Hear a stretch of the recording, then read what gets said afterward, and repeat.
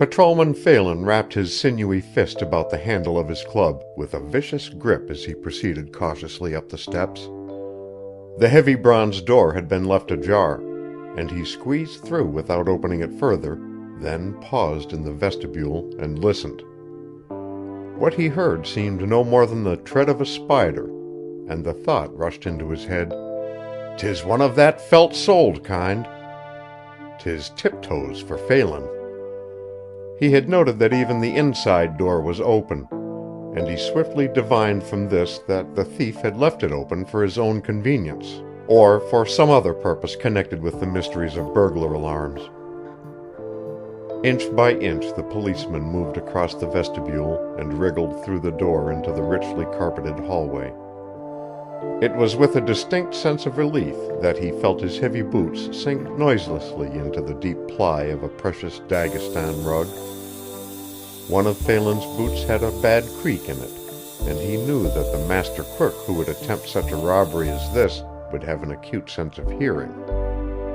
It was dark as a pocket down the stretch of the heavily curtained foyer, save for a meager shaft of light that came through a slightly parted pair of portieres to the left and not a dozen feet from where he stood.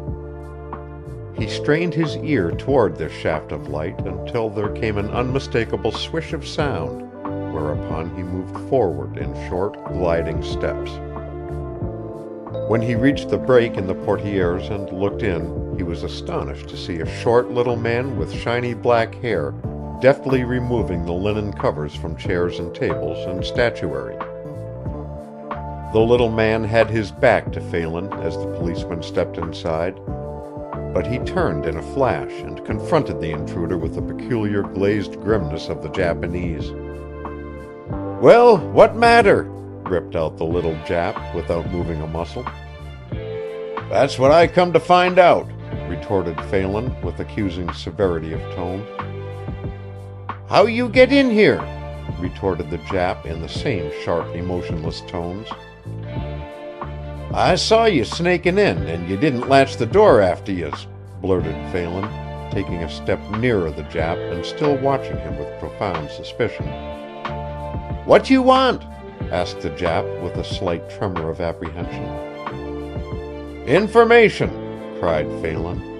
"What are yous doing in here?" Phelan's eye swept the room for some evidence of an attempt to despoil. Though he saw none, he did not relinquish his attitude of suspicion. The Jap seemed about to speak and then stopped. As Phelan continued to glower at him, he snapped out, "I no can tell." Triumph blazed in Phelan's eyes. Now he was sure he had a thief, and he determined to handle the situation with all the majesty of his official person. "So, yez can't tell what yez doing in this house," he said with fine sarcasm. The Jap shook his head emphatically and returned a positive, "No tell." Phelan balanced his club for a moment and strode toward the Jap. "Yez better come with me," he said through compressed lips.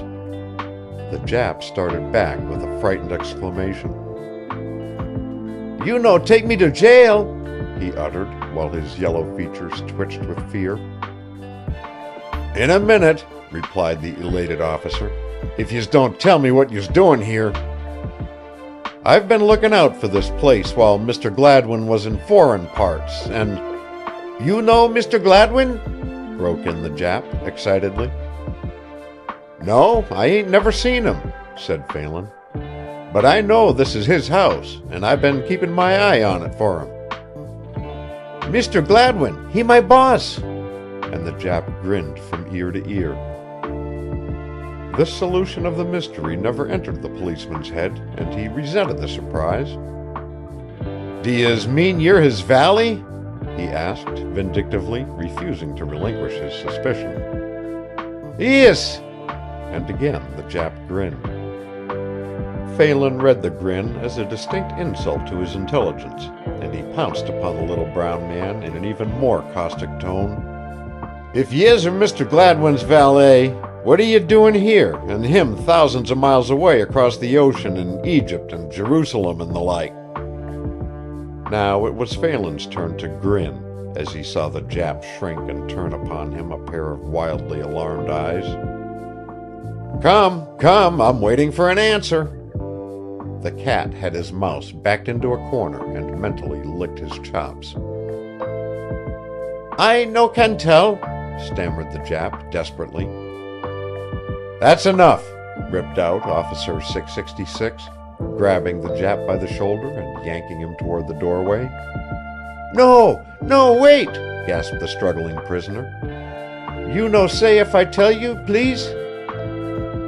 Tell me first, grunted Phelan, releasing his grip. The Jap ducked his head in every direction as if fearful that the walls had ears, then said in an impressive whisper, My boss, Mr. Gladwin, home. Mr. Gladwin, home? Here in New York? There was both incredulity and amazement in Phelan's voice. Ees! Bleated the Jap, and his grin returned. Well, why didn't you say so before? Said Phelan angrily, at which the fidgety little brown son of Nippon hastened to explain. No one should know. He come all in much secret. He go boat to Boston. No use name. No one know he Mr. Gladwin. He say, Battiato? Me Battiato. Battiato, he say, no tell I come home, sure.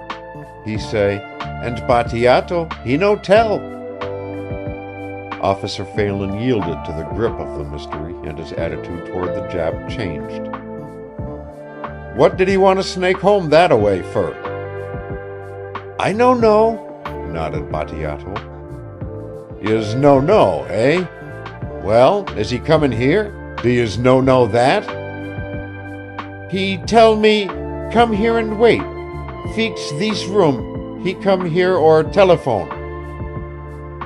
The straightforward manner of the little Jap had almost completely disarmed the policeman's suspicion, but he surrendered reluctantly. Did he give yez a key to get in here? Phelan fired as his last shot. Yes, he give me all bunch keys. Look. And Battiato produced a gold key ring with a gold tag and a number of keys attached. Phelan examined it and read aloud the name Travers Gladwin engraved on the tag.